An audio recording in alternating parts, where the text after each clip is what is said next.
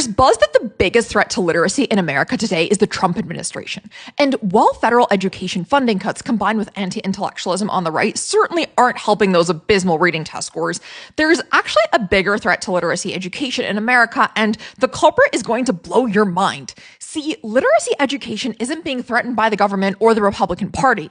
It's being threatened by English departments themselves. What? After spending 5 years in Ivy League English departments, I can veritably confirm that what goes on in these departments has absolutely nothing to do with literary education and more to do with radical leftist ideology and political activism.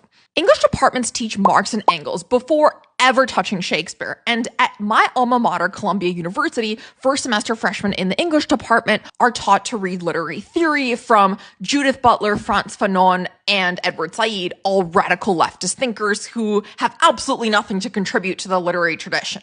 As a result, students of English literature graduate believing that literature is fundamentally intertwined with radical leftist ideology, and they become conditioned to read books through the lens of social justice rather than through the lens of humanistic inquiry.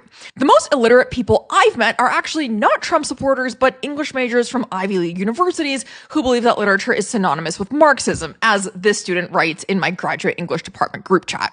If we are to save literary education, replenishing funding isn't enough because those funds will only be redirected to political indoctrination. Literature will only be properly appreciated by the masses when it's divorced from radical ideology and restored to its rightful place in the humanistic tradition.